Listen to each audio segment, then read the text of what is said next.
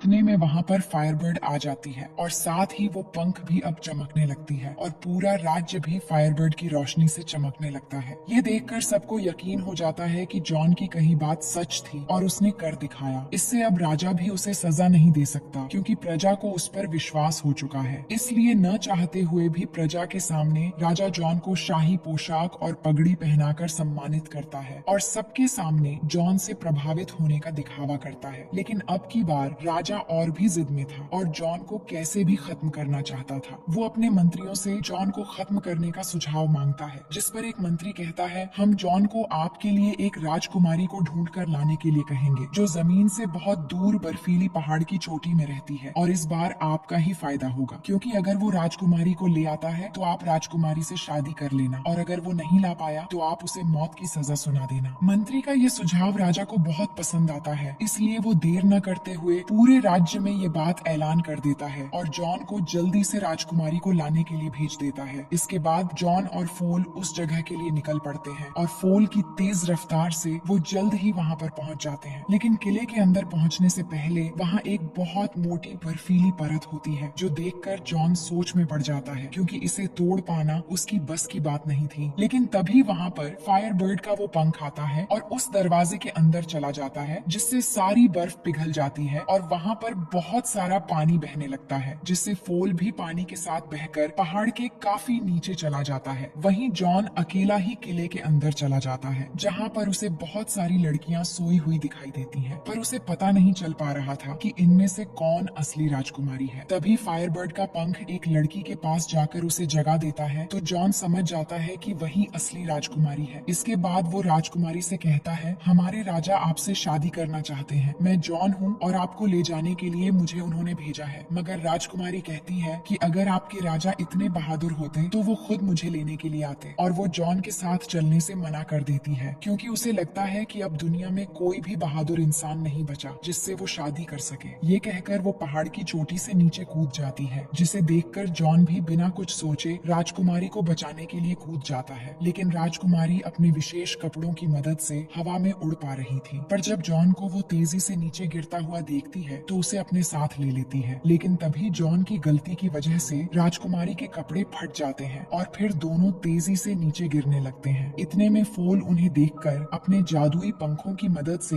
दोनों को गिरने से पहले बचा लेता है, लेकिन ऊंचाई की वजह से राजकुमारी बेहोश हो चुकी थी। फोल कहता है, मैं तुम्हें पहले ही बचा लेता, लेकिन मेरी जादुई पंख शायद इसी समय का इंतजार कर रही थी। जिसके बाद वो सही सलामत जमीन पर आ जाते हैं। अब रात में जब ये लोग एक जंगल में रुकते हैं तो फोल जॉन को ले जाकर समझाता है कि तुम्हें तो राजकुमारी से प्यार हो गया है, इसीलिए हमें वापस राजा के पास नहीं जाना चाहिए, हम कहीं और चले जाएंगे। लेकिन जॉन फोल की बात नहीं मानता और कहीं न कहीं राजकुमारी भी जॉन को पसंद करने लगी थी। फिर अगली सुबह जॉन और फोल राजकुमारी के साथ राज्य में पहुंच जाता है, जहां राजा जॉन के साथ राजकुमारी को देखकर बहुत गुस्सा होता है क्योंकि एक बार फिर से जॉन ने उसे गलत साबित कर दिया था। लेकिन मंत्री राजा को समझाता है कि आपको गुस्सा करने की जरूरत नहीं है, इसमें आपका ही फायदा है क्योंकि अब आप राजकुमारी से शादी कर लेंगे। वहीं जॉन राजकुमारी को लेकर आ गया है देखकर प्रजा भी बहुत खुश हो जाते हैं, जिससे राजा की तरफ से जॉन को बहुत सारे सोने और कपड़े देकर सम्मानित किया जाता है। लेकिन जॉन इसके बावजूद भी बहुत दुखी था क्योंकि राजकुमारी से प्यार होने के बावजूद भी उसे राजा को सौंपना पड़ा। अब रात को देखते हैं कि जॉन छुपकर राजकुमारी से मिलने जाता है और राजकुमारी को फूलों का एक गुलदस्ता देता है जिससे वो बहुत खुश हो जाती है क्योंकि राजकुमारी भी जॉन को पसंद करती है। लेकिन तभी वहाँ पर राजा के लोग आने की वजह से जॉन को वहाँ से जाना पड़ता है। इसके बाद राजा के लोग राजकुमारी को नए कपड़े पहनाकर उसे राजा के सामने ले जाते हैं। वहाँ काफी देर बातचीत करने के बाद राजा जब राजकुमारी से शादी करने के लिए पूछता है तो वो मना कर देती है और कहती है, मैं तब तक शादी नहीं कर सकती जब तक मेरी दादी माँ की खोई हुई अंगूठी नहीं मिल जाती और वो अंगूठी मैंने समुद्र में कहीं खो दी थी। ये सुनकर राजा परेशान हो जाता है। तभी वहाँ पर जॉन आ जाता है जिससे राजा खुश होता है और कहता है, तुम सही वक्त पर आए हो, तुम्हारे लिए एक और ऑर्डर है कि तुम राजकुमारी की अंगूठी को समुद्र से ढूंढ कर लाओगे। इस पर जॉन भी राजी हो जाता है। फिर आगे देखते हैं कि फोल इस बात से परेशान हो जाता है क्योंकि अब अंगूठी ढूंढने में उसे जॉन की मदद करनी होगी और इस बार उसे खुद भी पता नहीं होता कि वो अंगूठी कहाँ पर है। इसलिए फोल अपनी माँ से मदद मांगता है तो फोल की माँ आसमान में जादू से उसे बताती है कि वो अंगूठी एक बड़ी सी व्हेल मछली के पेट में है, जो समुद्र में अब एक आइलैंड में बदल गई है, और फिर वहां तक पहुंचने का रास्ता भी बताती है। इसके बाद अगली सुबह फोल जॉन के साथ उसी रास्ते व्हेल को ढूंढने के लिए निकल जाता है, और जब ये लोग उड़ते हुए जा रहे होते हैं तभी अचानक जॉन अनियंत्रित होकर नीचे समुद्र में जाकर गिर जाता है। वहाँ उसे कुछ नहीं होता, पर वो नीचे देखता है कि एक बड़ी सी व्हेल को मोटी मोटी जंजीरों से बांध कर रखा गया है, जिस वजह से वो एक छोटे से आइलैंड में बदल गई है। ये सब देखकर जॉन समझ जाता है कि ये वही व्हेल है जिसकी उन्हें तलाश थी। इसके बाद वो जब ऊपर आता है तभी एक बड़ी लहर उनकी तरफ आने लगती है, लेकिन उससे पहले फोल और जॉन उड़ते हुए व्हेल के पास पहुंच जाते हैं। अब व्हेल की भाषा फोल समझ लेता है कि उसने गलती से कुछ जहाजों को निगल लिया था, जिस वजह से उसे जंजीरों से बांध कर रखा गया है, लेकिन अब वो अपनी गलती सुधारना चाहती है। ये सुनकर जॉन सोचने लगता है कि आखिर उसे आजाद कैसे करेंगे। तभी उसे एक आइडिया आता है कि अगर वो किसी तरह व्हेल को छींक दिला दे तो उसकी झटके से सारी जंजीरें टूटकर वो आजाद हो जाएगी। इसके बाद जॉन फोल को लेकर व्हेल की नाक के अंदर चला जाता है और दोनों उसके नाक में गुदगुदी देने लगते हैं, जिसकी वजह से व्हेल को एक जोरदार छींक आती है और फिर एक एक करके सारी जंजीरें टूटकर गिर जाती हैं। साथ ही वो सारे जहाज जो उसने निगल लिए थे वो भी बाहर आ जाते हैं। वहीं जॉन और फोल भी छींक के साथ निकलकर किनारे पर आ चुके थे, जहां से वो देखते हैं कि व्हेल आजाद होकर बहुत खुशी से समुद्र की गहराइयों में चली जाती है। लेकिन फिर जॉन को याद आता है कि वो व्हेल से अंगूठी मांगना तो भूल गया था, जिससे वो बहुत दुखी हो जाता है। लेकिन तभी वहाँ पर एक केकड़ा आता है जो जॉन को वो अंगूठी दे देता है, क्योंकि व्हेल ने जॉन के दिल की बात जान ली थी। अंगूठी मिलने पर जॉन बहुत खुश होता है। फिर वो फोल के साथ वापस आ जाता है, पर आते ही चुपके से सबसे पहले राजकुमारी से मिलने जाता है और राजकुमारी को उसकी दादी माँ की अंगूठी देने के बाद उसे शादी के लिए प्रपोज करता है। अंगूठी देखकर राजकुमारी समझ जाती है कि जॉन एक बहादुर लड़का है और वो खुश होकर शादी के लिए राजी हो जाती है। लेकिन दूसरी तरफ से राजा के मंत्री ने जॉन को राजकुमारी के साथ देख लिया था और वो सेना के साथ जॉन को पकड़ने के लिए आता है, और अब जॉन और सैनिकों के बीच में लड़ाई शुरू हो जाती है। वहीं ये सब आवाज सुनकर राजा नींद से उठ जाता है, और जब वो राजकुमारी के कमरे की तरफ देखता है तो वहाँ फोल को देखकर उसे बंदूक से गोली मार देता है, जिससे वो नीचे गिर जाता है। इसके बाद जॉन को राजकुमारी से चुपके से मिलने के जुर्म में गिरफ्तार कर लिया जाता है। अब रात में जब राजकुमारी अपने कमरे में होती है तभी उसके पास एक चूजा आता है जो राजकुमारी को अपने साथ अस्तबल में ले आता है। दरअसल इसे फोल ने ही भेजा था। तो राजकुमारी फोल को बताती है कि मैं किसी भी तरह से राजा को खत्म करना चाहती थी, इसलिए मैंने राजा को जवान होने का लालच देकर एक नुस्खा बताते हुए 3 कुंडों में से होकर गुजरने के लिए मना लिया था। लेकिन तभी वहाँ राजा का मंत्री आ गया, जिसने राजा को सलाह दी कि सबसे पहले जॉन को उन तीनों कुंडों में से होकर गुजारा जाए। इसलिए कल दोपहर जॉन को सभी प्रजा के सामने 3 बड़े कुंडों में से होकर गुजारा जाएगा। पहले कुंड में होगा उबलते हुए गर्म पानी, दूसरे में खून जमा देने वाला ठंडा पानी, और तीसरे में उबलता हुआ दूध होगा। और अगर हमें जॉन को बचाना है तो गर्म पानी के कुंड में मेरी दादी माँ की अंगूठी डालनी पड़ेगी, जिसके बाद ठंडे पानी में फायरबर्ड का पंख और दूध के कुंड में जीवन अमृत का फूल डालना होगा, जो पृथ्वी के अंतिम मोड़ पर मिलता है। राजकुमारी की बात सुनकर फोल कहता है, अंगूठी और फायरबर्ड का पंख तो हमारे पास है, लेकिन मुझे नहीं लगता कि मैं कल दोपहर तक पृथ्वी के अंतिम मोड़ से जीवन अमृत के फूल को लेकर वापस आ पाऊंगा, क्योंकि मैं पहले से ही जख्मी हूँ। लेकिन राजकुमारी फोल को हिम्मत देती है कि तुम ये कर सकते हो। फिर राजकुमारी के जाते ही फोल जख्मी होने के बाद भी अपनी बिजली की रफ्तार से जीवन अमृत फूल को ले आने के लिए निकल पड़ता है। अगली सुबह देखते हैं कि सभी प्रजा के सामने राजा 3 बड़े बड़े कुंड तैयार करके ले आता है। इसके बाद जॉन को कैद से बाहर निकाल कर लाया जाता है और फिर बिना देर किए राजा उसे उबलते हुए गर्म पानी के कुंड में डाल देता है। लेकिन तभी राजकुमारी चालाकी से उस कुंड में वो अंगूठी डाल देती है, जिससे जॉन बच जाता है। फिर जब वो उड़ते हुए ठंडे पानी के कुंड में जा गिरता है तभी फायरबर्ड अपने पंख को ठंडे पानी के कुंड में डाल देता है, जिससे इस बार भी जॉन की जान बच जाती है। इसके बाद वो उड़ते हुए उबल रही दूध के कुंड में जा गिरता है। वहीं दूसरी तरफ फोल को देखते हैं, जो अपनी रफ्तार से किसी तरह उस जीवन अमृत फूल तक पहुंच गया होता है, जहां पर वो फूल उसे कहता है कि अगर तुम मुझे तोड़ोगे तो तुम मारे जाओगे। लेकिन फोल अपनी जान की परवाह किए बिना फूल तोड़ लेता है। दूसरी तरफ जॉन, जिसे दूध के कुंड में गिरे हुए काफी समय हो गया था, जिससे सबको लग रहा था कि जॉन मारा जा चुका है, और सभी दुखी होकर वहां से जाने लगते हैं। लेकिन तभी ऊपर उड़ते हुए फूल जीवन अमृत के फूल को उस कुंड में गिरा देता है और वो फूल कुंड में गिरते ही एक तेज रोशनी निकलने लगती है और साथ ही जॉन उस कुंड में से बिल्कुल एक राजकुमार की तरह बाहर निकल आता है, जिसे देखकर सभी लोग बहुत खुश हो जाते हैं। अब जॉन को राजकुमार में बदलते देखकर राजा को यकीन हो जाता है, इसलिए देरी न करते हुए वो भी जवान होने के लिए गर्म पानी के कुंड में कूद जाता है। सबकी नजर राजा पर थी, लेकिन अगले ही पल वो एक बड़े से बबल में कैद होकर बाहर निकल आता है और चीखते चिल्लाते हुए उस बबल के साथ उड़ता हुआ कहीं दूर चला जाता है। ये देखकर राज्य के लोग बहुत खुश हो जाते हैं, क्योंकि कोई भी राजा को पसंद नहीं करता था। इसके बाद सभी लोग जॉन को अपना नया राजा बनाने का फैसला कर लेते हैं, क्योंकि वो समझ चुके थे कि जॉन एक सच्चा और ईमानदार इंसान है और इस फैसले से जॉन और राजकुमारी दोनों बहुत खुश हो जाते हैं। वहीं फूल को लगता है कि वो अब मरने वाला है, जिस बात से वो बेचारा परेशान हो रहा था, लेकिन राजकुमारी उसकी बात सुनकर बताती है कि तुम्हें कुछ भी नहीं होगा। फूल की वो बात तुम्हारे लिए एक मन की परीक्षा थी जिस पर तुम सफल हो गए, पर अगर वो फूल तुम बिना तोड़े चले आते तो जरूर मर जाते। अब कहानी के आखिर में हम जॉन और राजकुमारी की शादी होते हुए देखते हैं और राज्य के सभी लोग इसी खुशी में झूम रहे होते हैं और इसी हंसी खुशी के साथ कहानी यहीं पर खत्म हो जाती है।